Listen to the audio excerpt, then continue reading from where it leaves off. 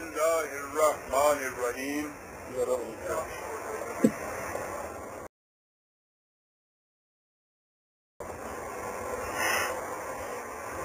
عزیزان گرامی قدر، سلام و رحمت.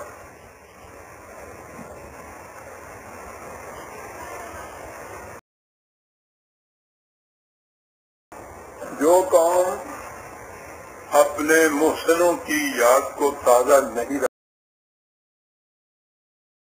رکھتی، اس قوم میں محسنین پیدا ہونے بند ہو جاتے ہیں. اور بات صاف اور واضح ہے.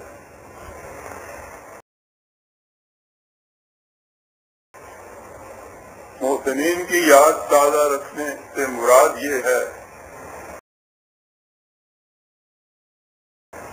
کہ ان کی جلیل القدر خدمات، ان کا ایثار، ان کی صداقت، ان کی جرأت و بے باکی کے کارنامے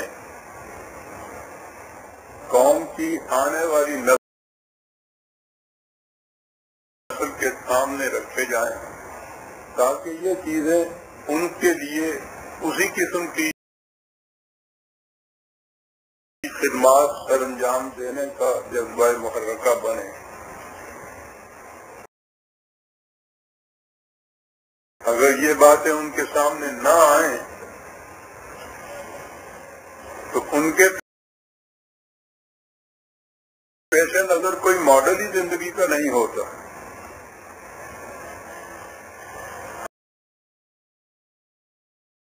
ہمارے اس دور میں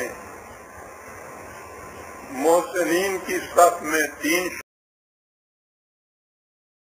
شخصیتیں سر فہرست نظر آئیں گی. سر سید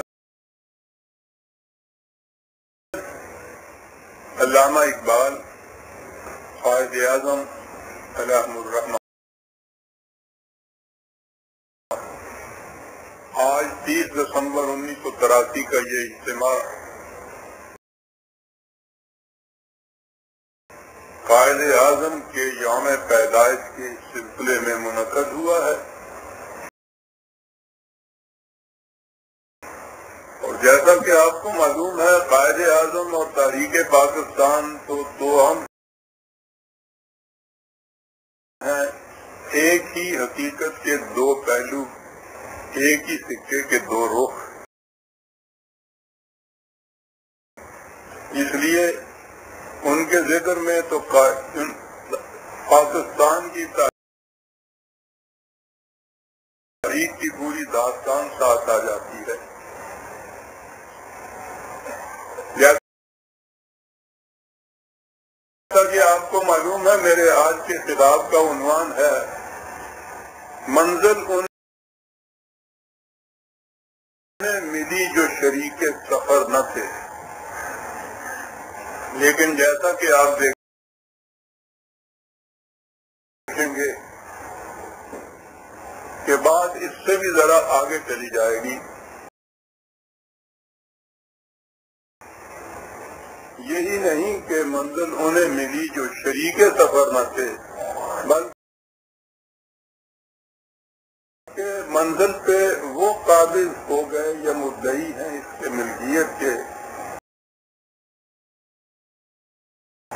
کہ جو اس راستے میں شروع سے آخر تک مسلسل اور پہم رکاوٹیں کھڑی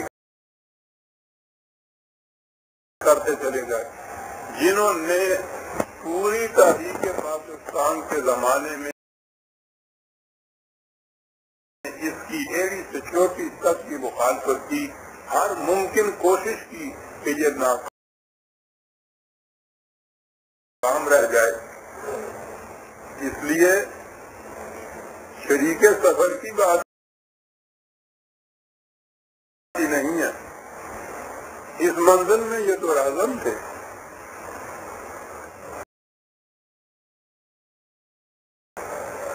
یہ داستان بڑی جانگداز اور دل سوز ہے، اور میں اسے سینے پر پتھر رکھ کر آپ کو سنا رہا ہوں۔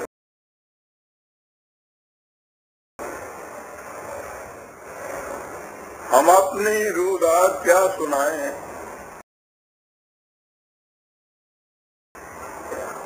ہیں اس میں کچھ واقعات ایسے اگر کوئی دوسرا سناتا ہم ہی سمجھتے اسے بتانا۔ جیسا کہ میں اکثر کہا کرتا ہوں، ہماری بد نصیبیوں اور محرومیوں میں ایک چیز یہ بھی ہے کہ تحریک پاکستان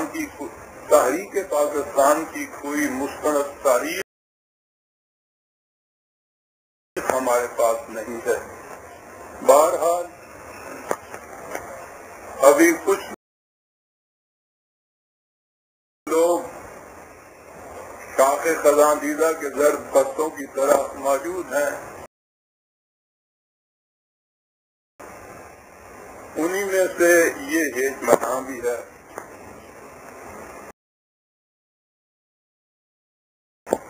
کہ جو کچھ میں پیش کرتا ہوں وہ میرے ذاتی تجربہ اور مشاہدہ پر مبنی ہوتا ہے، اور یہ حسن اتفاق تھا کہ میں نے ان چیزوں کو طلوع اسلام کے فائد میں منضبط بھی کر دیا۔ آنے والا مورخ اس دور کی تاریخ مرتب کرنا چاہے گا تو اسے طلوع اسلام کے فائد میں بڑا مستند مواد مل جائے گا۔ اس میں کبھی کوئی بات غلط نہیں لکھی گئی اور ہمیشہ حوالوں کے ساتھ لکھی گئی جو حوالے حقیقت پر مبنی ہوتے ہیں۔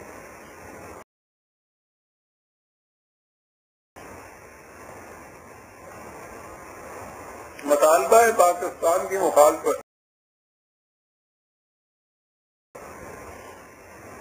انگریز نے بھی کی، ہندو نے بھی کی،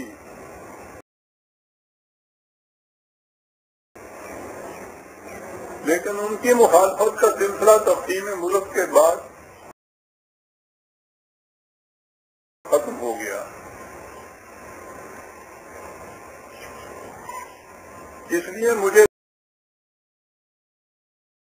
اس کی ضرورت نہیں کہ میں ان کی مخالفت کی کچھ مثالیں تشریح کے ساتھ پیش کروں۔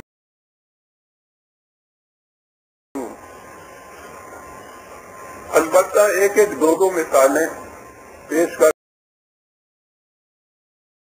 کرنا ضروری سمجھتا ہوں۔ انگریز کی مخالفت کی مثالیں اس لیے کہ یہ آوازیں بھی وقتاً فوقتاً اٹھتی رہتی ہیں کہ تقسیم ملک یا پاکستان کی تاریخ در حقیقت انگریز کی ایک سازش کا نتیجہ تھا۔ وہ